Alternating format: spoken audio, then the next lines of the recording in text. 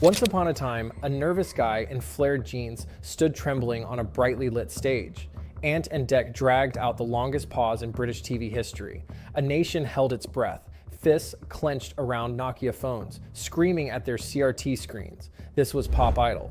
This was Saturday Night Religion. Families huddled together, texting frantically as if the universe depended on whether Will or Gareth would win. Pop Idol wasn't just a show, it was a national fever dream. Raw voices,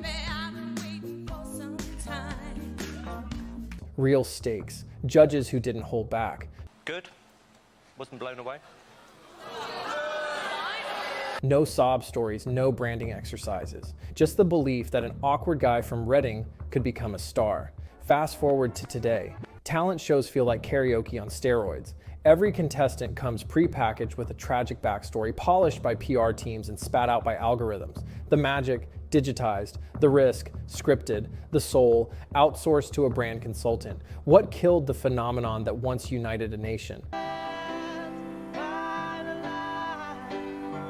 Let's rewind. It's 2001. The internet still screeches when you log on. People are buying CDs. Reality TV is in its awkward teenage phase, still figuring itself out. And then Pop Idol appears, like a glitter-covered comet blazing across the cultural sky. Created by Simon Fuller, yes, the Spice Girls guy, Pop Idol was Britain's first true talent competition for the 21st century. The concept was simple. Find the UK's best undiscovered singer, put them on TV, let the public decide their fate.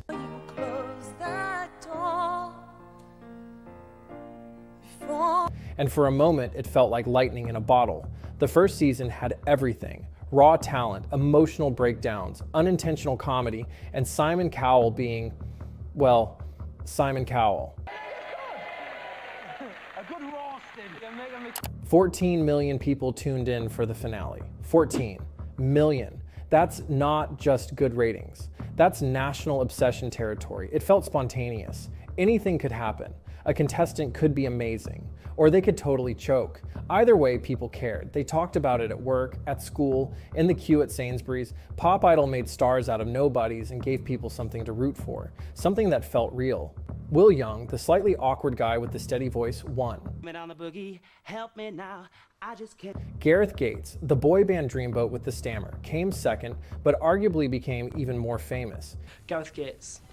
What you've done today is unbelievably brave. Even Darius Dinesh, who auditioned with Britney Spears and somehow turned it into Shakespeare, became a name everyone knew. Pop Idol didn't just launch careers, it defined an era. Nobody had media training. Nobody thought about TikTok clips or PR strategies. It was unfiltered, sincere chaos, full of tension, mistakes, and unexpected twists. And that's what made it magical. And the audience, they still believed in talent. Fan forums lit up with passionate discussions after every episode. What I'd like to know is there's obviously a lot more talent. Contestants received fan mail. People flooded the phone lines to vote for their favorites. It felt like your vote actually meant something. The judges didn't hold back either. Simon Cowell delivered savage one-liners that kids repeated on school playgrounds. Pete Waterman visibly lost the will to live. And Nikki Chapman, she kept things just human enough. They were characters, sure, but not yet caricatures. But the magic of spontaneity has an expiration date. Slowly but surely, the first cracks began to show. By the time season 2 rolled around in 2003, something felt off. The novelty was fading. The format was still intact, glossy stage, emotional arcs, but the soul, that was slipping. Contestants didn't quite pop like they used to. The judges looked like they were running on autopilot. And the public, they were starting to tune out. Michelle McManus won that season. A powerful voice with genuine presence. But the media didn't care. Instead of celebrating her talent, tabloids attacked her appearance. Too fat to be famous. That was the narrative. It was cruel, but also revealing. This wasn't about music anymore. Her win, bittersweet. She got the title, but also a tidal wave of judgment. The system claimed to reward voice, but only if it fit the right package. And Michelle wasn't alone. You could feel the shift everywhere. Contestants were becoming characters. Narratives were sculpted. The audience was voting on arcs, not voices. Talent became subplot to storytelling. What started as a singing competition was mutating into a reality machine. Editing suites became writers' rooms. Sob stories replaced rehearsals. Sequins and soft lighting masked manipulation. The magic was wearing off. Audience interest was fading. The formula felt worn out. But Pop Idol's real ending wouldn't be sealed until the power struggle between its creators played out. Why? It wasn't just the X Factor's arrival, though that played a role. The truth is, Pop Idol was already bleeding relevance. Ratings were slipping. The format was tired. It had burned bright, fast, and brief. But instead of evolving organically, it was hijacked by bigger egos and bigger ambitions. But this was just the beginning, because what came next made Pop Idol look like Shakespeare in the Park. If Pop Idol's cancellation was a quiet funeral, the events that followed were the messy, drawn-out custody battle, and at the center of it all, two men named Simon. Let's rewind. 2003. Pop Idol ends after just 2 seasons. On paper, it made no sense. It was a smash. It broke viewing records. It minted instant stars. So why kill the golden goose? The answer: ego, empire, and a lawsuit. Simon Cowell, sharp-tongued judge turned unlikely sex symbol, saw a bigger opportunity. He didn't want to star in someone else's format anymore. He wanted to own it, enter the X Factor, his baby. But there was a problem. Pop Idol wasn't just a TV show. It was intellectual property, and it belonged to Simon Fuller. Yes, 2 Simons. Like a reality TV Cain and Abel. If Cain wore high-waisted trousers and Abel invented the Spice Girls. So when Cowell launched the X Factor in 2004, Fuller sued. Hard. The claim? That Cowell's new show was a ripoff. And honestly, it kind of was. Same structure, same public voting, same judge tension. Just with a facelift and extra pyrotechnics. The lawsuit dragged on for years. A simmering power struggle dressed up in legalese. Meanwhile, Cowell did what he does best. Turn the drama into PR. That was a great audition. He became the face of Saturday night television. And Pop Idol, it was locked in a rights limbo. Too legally messy to resurrect, too dated to reboot. That legal mess killed any chance of a revival. ITV, seeing the success of X Factor and the tighter editorial grip it offered, shifted all their investment into the new format. It wasn't just about popularity, it was about control. Pop Idol wasn't just canceled, it was buried under paperwork. And here's the twist. While Cowell's X Factor soared, Fuller tried to strike back. He focused on the US version of American Idol, which he still controlled. But even that eventually buckled under the same pressures: overexposure, manipulation, and audience fatigue. Meanwhile, former Pop Idol winners were left stranded. Michelle McManus, dropped by her label.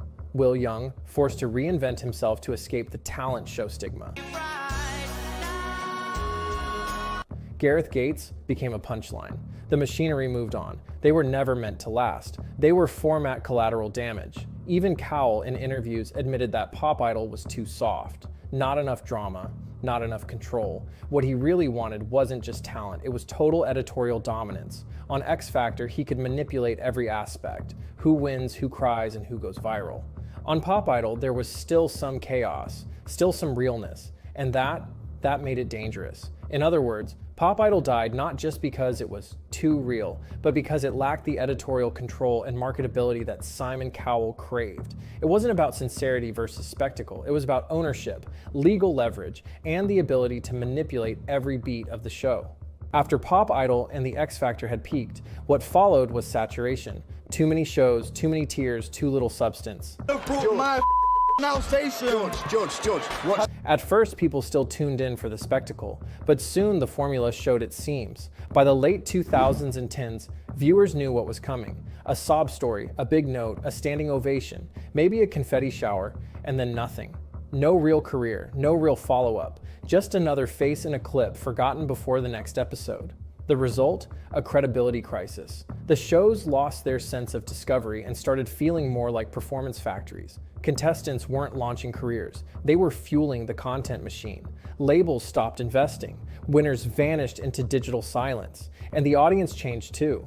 Platforms like TikTok and YouTube trained viewers to sniff out inauthenticity. Overproduced sincerity became cringe. We didn't cry anymore. We commented and we scrolled. Contestant breaks down. The clip goes viral on TikTok with the caption, "Me after one bad meeting." Meanwhile, a few brave former contestants started sharing what it was really like. The manipulation, the lack of control, the burnout. The shows weren't built to support artists. No. No. You've got a really bad attitude, sweetheart. They were built to create moments, viral, emotional, disposable moments. So here we are. Talent shows still exist, technically, but they're not events, they're leftovers. Once the center of Saturday night, now reduced to background noise. Too scripted to be real, too tired to be exciting. And yet the shadow of Pop Idol remains in every overproduced montage, in every recycled arc, in every desperate bid to go viral.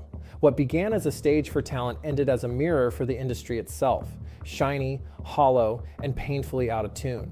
Before we fade to black, let's revisit the question that's been quietly humming in the background this whole time. Can Pop Idol be saved? Probably not.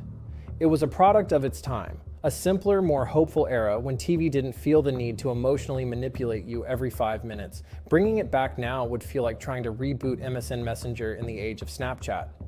Nostalgic? Sure. Necessary? Not really, but maybe that's okay. Maybe Pop Idol's legacy isn't that it lived long, but that it lived well. That for a brief golden moment, we believed talent alone was enough. That an awkward guy from Reading with a steady voice and zero branding strategy could win the nation's heart. And if there's any lesson in all of this, it's that sincerity, even if short-lived, leaves a mark. You can polish, repackage, and rebrand all you want. But authenticity, that's not something you can manufacture.